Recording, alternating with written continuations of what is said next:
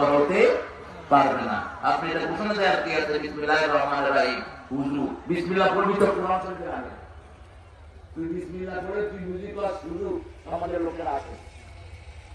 এই মূর্খদেরকে বের করে দেন মসজিদ থেকে। সারা দেশ মূর্খদের হয়ে গেছে। নামাজ পড়া ইমামতি মুসল্লাতে বসে সবাই না।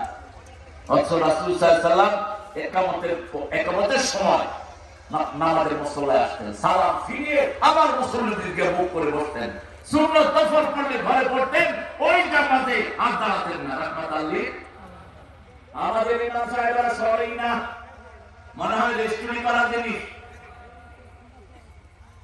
ভালো করে জেনে তারপরে মসজিদের হক আদায় করবেন। আল্লাহ আমাদের সবাইকে কবুল করে। আরো চিৎকার করে বলি আমি সবসময় জিকির করবো কার?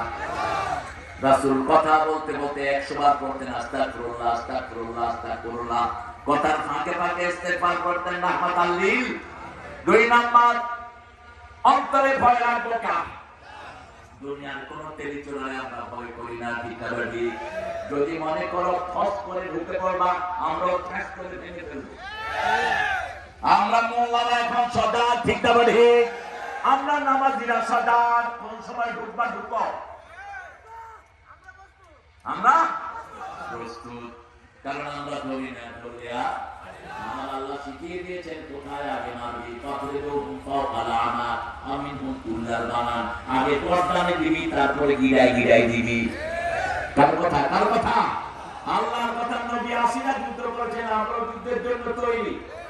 তলোয়ারের ছায়ার নিচে জান্নাত, ঠিক না ঠিক? আল জান্নাতু তাহতা দিলালিস সুয়ুফ, তলোয়ারের ছায়ার নিচে জান্নাত।